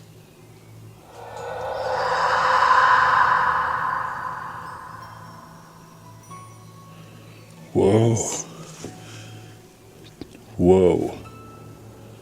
And was it cursed by the druids? The rods appear to confirm that the woods remain cursed, while strange noises continue circling around them inside the ruins. The activity intensifies when Chelsea suddenly spots a figure dressed entirely in white standing between the trees outside the mansion. What the fuck? You just saw someone in there? Yeah, wearing white, all white. White pants, white top, button up. He just waved. Spirit? Yeah. Knew it. Minutes later, both investigators hear more running around the structure while Spirit Talker responses begin warning them about dangerous entities connected to the property. Did you just reach your hand out? No. I seriously... What is happening to me? Yeah, what just happened? I went, like, my hand was out, and I literally just saw a hand come in, like, to grab my hand. Okay, no. I just zoomed in. I didn't even reach my hand out.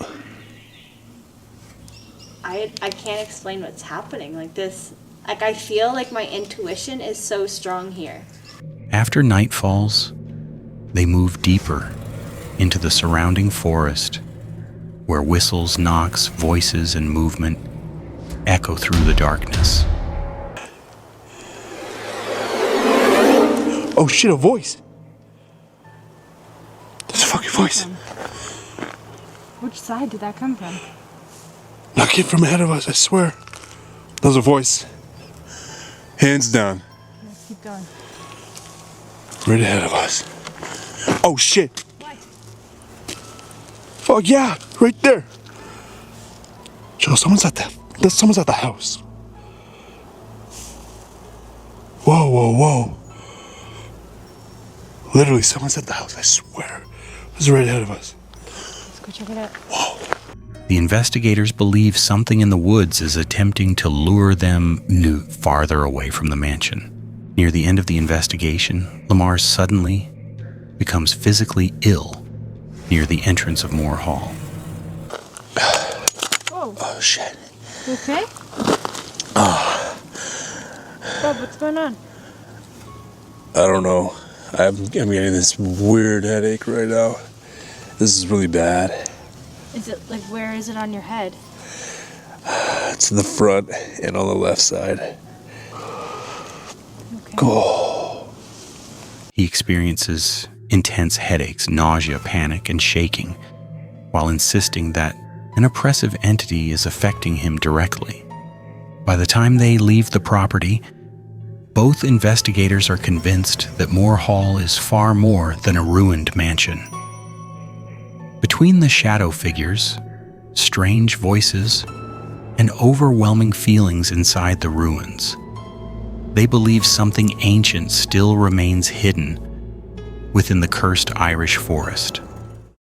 Exploring with Bear is a paranormal exploration channel focused on abandoned locations, overnight investigations, and alleged haunted sites. In this video, Bear and his friend Ryan attempt a 3 a.m. challenge inside the abandoned Molly Stark Sanatorium, a tuberculosis hospital that opened in 1929 and closed in 1995. Before entering, those two discuss the building's reputation online, including stories about shadow figures, strange lights, and the spirit of a little girl named Josie.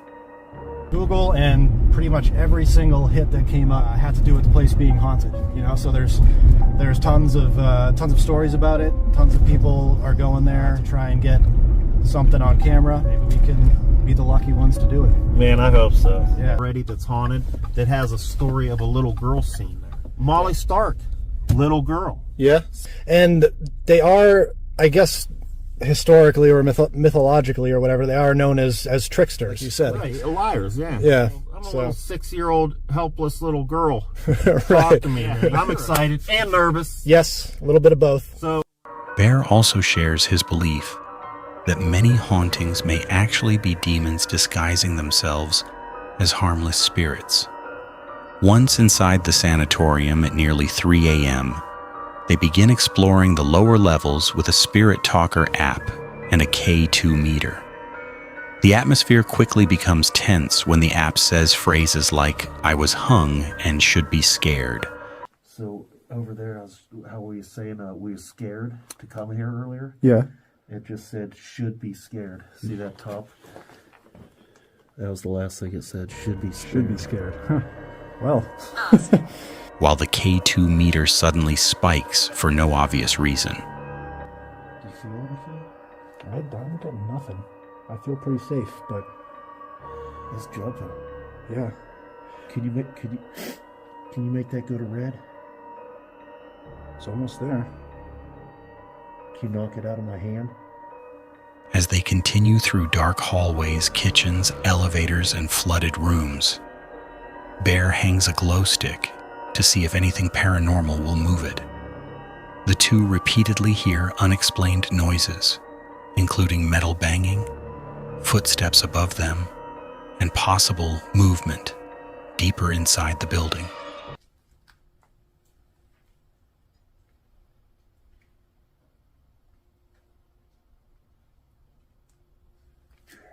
Yep. Hello? Well, it's not a person.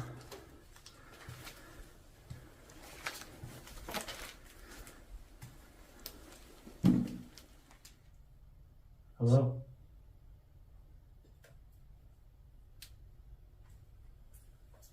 Sounds like maybe a window's open.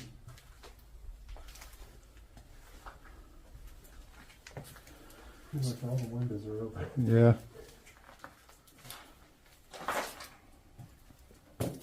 Upstairs, they discover pentagrams, burned rooms, collapsing floors, and long abandoned patient areas. while continuing to hear loud thuds echoing through the structure. At one point, Bear believes he sees a tall shadow figure moving at the far end of a hallway before disappearing around a corner. Hello?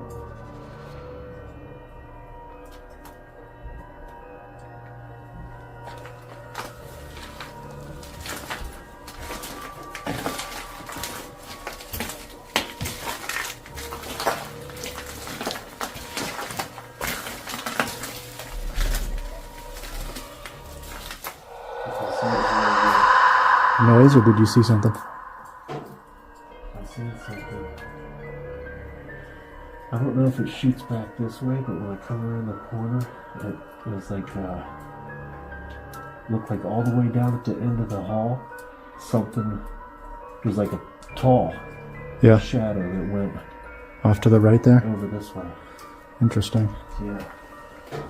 Near the end of the investigation, they enter the underground tunnels where bodies were allegedly transported to avoid upsetting patients. While exploring the narrow corridors, they hear more strange sounds. Hello? You notice the circular hatches in the roof every once in a while? Yeah. Those are pretty weird. Like a manhole or something. Yeah. So one of the things that's speculated is that they would bring bodies through here Mm. to try to keep the patient morale up. Yeah. Because Yeah. this place seen a lot of death. Yeah, definitely. That makes sense.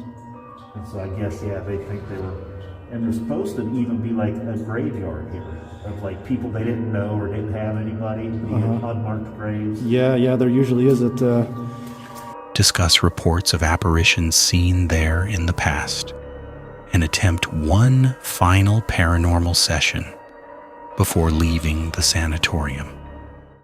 Exploring with Angelo is a paranormal camping and exploration channel where Angelo and his friend Frank travel deep into remote areas, often tied to abandoned locations, forgotten history, and strange encounters in the wilderness.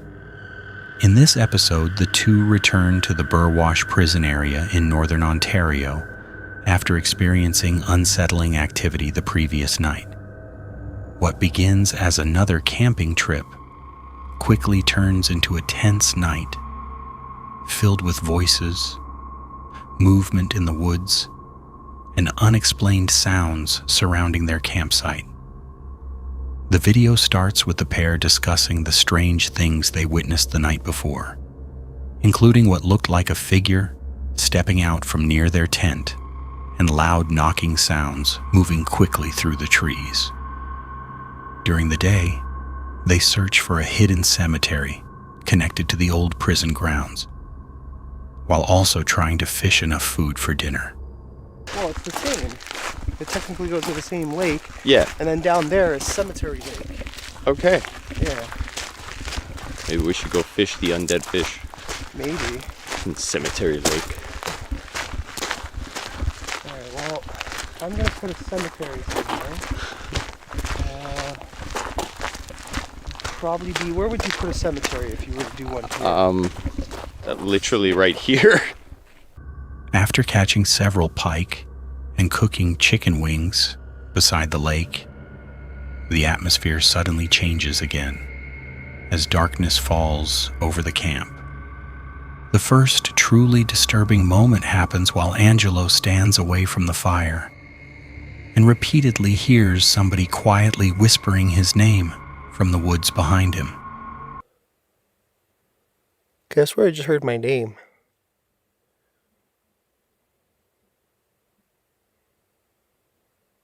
What the hell?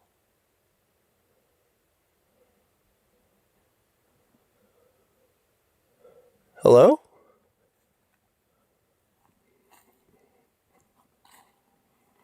Neither Frank nor the camera can explain where the voice came from. Soon after, both men begin hearing movement around the tent, including footsteps, metallic sounds, and something pacing in the darkness beyond the bushes. Sleeping in my own bed.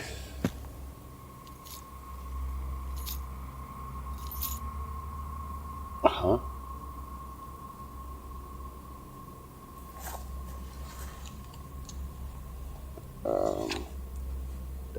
No.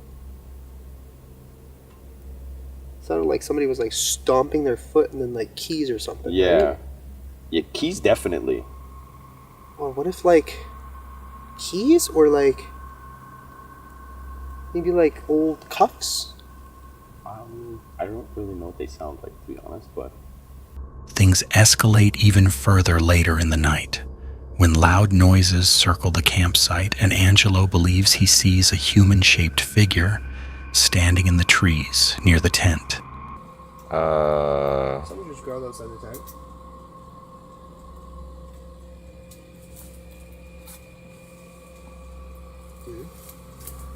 I'm staying quiet for now.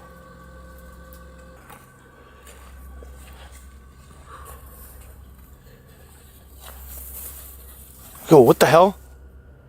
Dude, I just seen somebody over there. Where? Right over there in the bush. There? Yeah. What the hell? Who's there?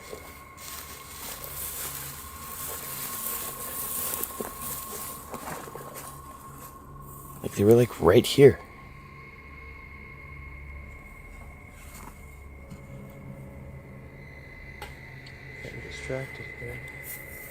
Wow, it really... The pair leave the safety of the fire several times to investigate strange calls for help, snapping branches, and movement hidden deep in the forest. Eventually, they return the next morning and finally locate the forgotten cemetery they had been searching for, discovering handmade wooden crosses marking graves of former Burwash prisoners. Steve Ronan is a paranormal exploration creator known for camping in haunted locations, investigating strange legends, and documenting unsettling encounters deep in isolated forests. In this episode, Steve teams up with fellow explorer Lomar from Paranormal Discovery to spend several nights camping inside the infamous Bridgewater Triangle, a region tied to ghost sightings, strange creatures, disappearances, and Native American legends.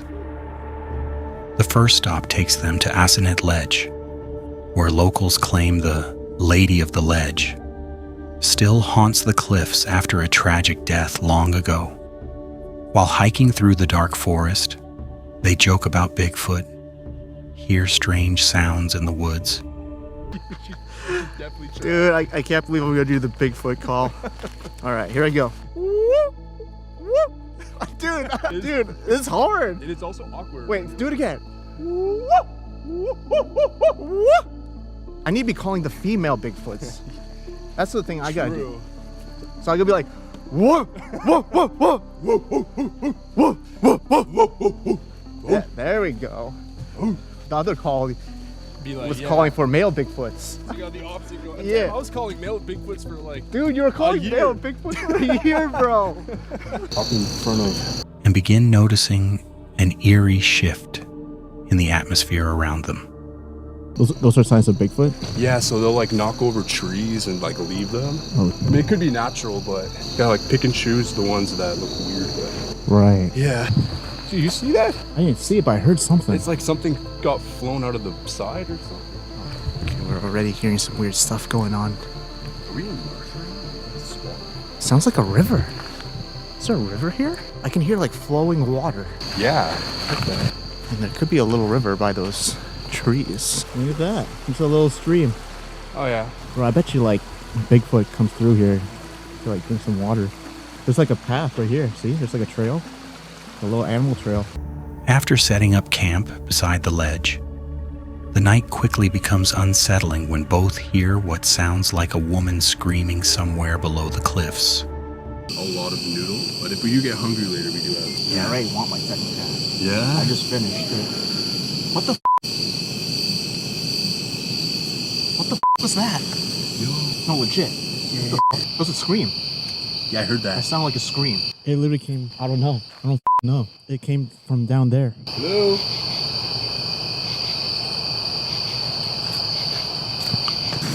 Okay. Anyway. What was that? I don't know, but it didn't sound too close up, but it was like, but not too far either. No, that was pretty exact. I would say like maybe, I don't know. Using a spirit communication app near the edge, they receive disturbing responses referencing death, war, and spirits connected to the land. Is the woman of the ledge here the woman that is known to appear to travelers? My name is John.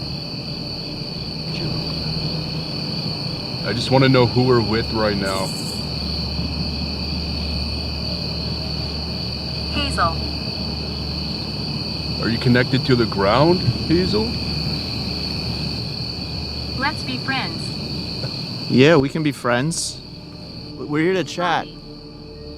Bobby, there's so many names, but like, Brother. it could be accurate. The app repeatedly mentions horrible deaths, bodies below the ledge, and someone describing their final moments after falling. Later, while exploring nearby trails, they discover abandoned belongings deep in the forest. Hello? Bro, no way. Yo, it's a police bag. What? Brockton Police. What's the police bag doing here? I don't know. Brockton Police? Looks like it's been here for a while. There's a lunch bag? Bunch of Coors Light. Oh, yeah. It's just empty. Still, what the? I don't even want to touch that. Dude, I don't know, man. This is weird. Dude, why is it abandoned here? Dude, it's a shirt. Wait, did you get that out from the bag? Yeah, I just pulled that out of the bag. Dude, I think whoever's bag that is. And become convinced someone may actually be living there. Moments later, a hidden person suddenly yells at them from the darkness, forcing them to pack up and flee the area immediately. Can you hear that? Dude, someone's talking. What the fuck? Yeah? Hello? Hello? Yeah, don't worry. We're just camping here. Who the f is that? Dude, he's mad though. We mean no harm. We're not gonna hurt you. Okay, we can do that. All right. Yeah, we were just about to leave anyway. Dude, what the f is that? Dude. That might have been him that threw something at you then. I think, yeah. The investigation continues in other parts of the Bridgewater Triangle, including remote forests and Hockomock Swamp, where the pair hear wolf-like howls, encounter more strange spirit responses, and believe something large may be stalking them through the woods. During one terrifying moment, they split up while exploring and both hear something heavy moving rapidly through the trees toward their campsite. The fuck's that noise?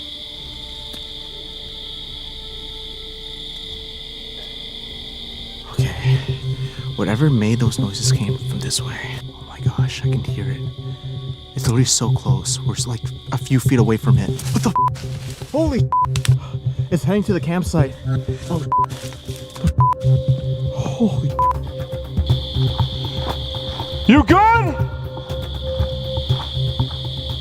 Oh. What the fuck? Yo, Steve just said something's heading towards me right now. The fuck? Yo! Yo, bro. Did you see that? Did you encounter it? No, I heard something.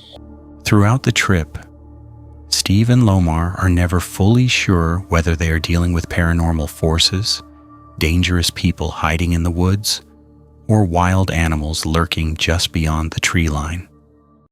Welcome to The Woods UK is a bushcraft and woodland exploration channel where the creator documents solo camps, hunting trips, and strange activity deep in the forest.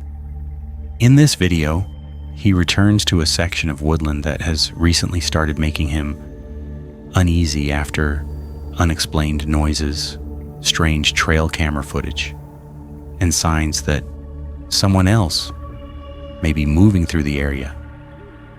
After a powerful storm passes through the woods, he heads back in to check his cameras and equipment. We've had one hell of a storm come in here the last couple of days, so I'm just coming in to check the cameras, make sure they're all still okay, we've got no big trees down, and all the rest of it.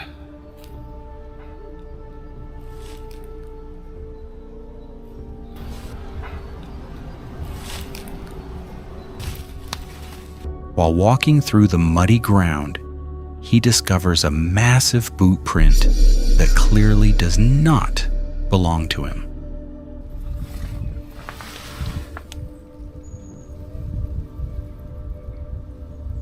That's massive. My BK2 next to it. It's just slightly larger than my BK2. Oh, I want to trip myself out, but that looks like a toe as well. My God. The size of the track immediately unsettles him, especially after finding another impression nearby. Wanting answers, he decides to retrieve a live CCTV trail camera and reposition it overlooking the tracks so he can monitor the area directly from his phone at home. Even while setting the camera up, he admits he feels unusually anxious and decides to leave the woods early after spotting more old prints nearby. That's showing me that's got plenty of signal. If you don't mind now, I'm going to get out of here because I've just got a really bad feeling all of a sudden.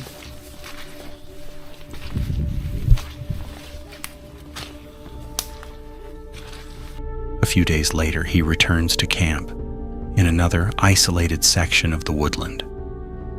After successfully hunting wood pigeons for food, he speaks about the growing mystery surrounding the woods and addresses viewers who believe the activity may be paranormal. A bit problematic. I've been camping in different areas of the woodland trying to find out what's been going on with some trespassers we've had some trouble with.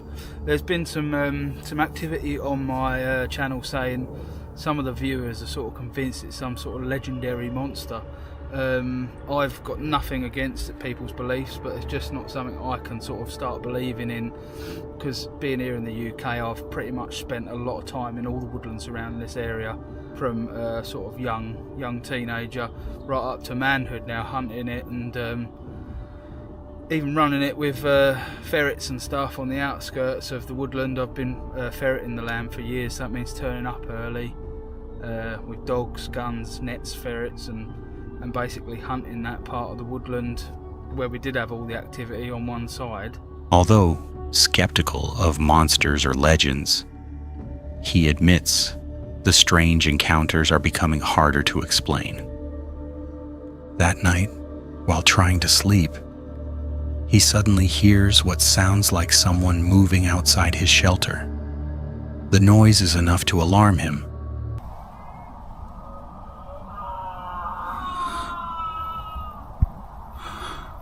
There's definitely someone out there. Fuck's sakes. 2 seconds.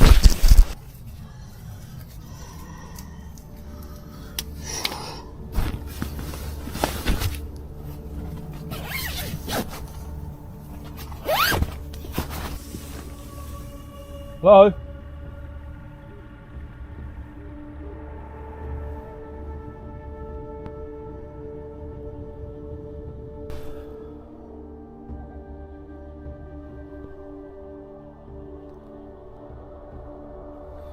I'll be honest with you, I feel like going.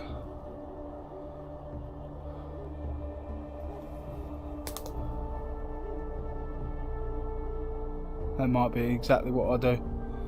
Seeing that the break of daylight was only an hour and a half away, I did decide to pack up. And by dawn, he decides to leave the area after searching the woods without finding anyone. The most disturbing moment comes days later when the live camera captures a strange figure entering the woods at 4:12 a.m. Early Thursday morning at 4:12 a.m. this figure comes into view. Almost looks like it's trying to pull something down from a branch above, acting in a peculiar manner. Then the camera takes a further 2 still shots of it moving further off to the left-hand side of the woodland. The person appears to reach toward branches above them before disappearing deeper into the trees. Even after reviewing the footage, he still cannot explain why someone keeps appearing in the same area at such strange hours.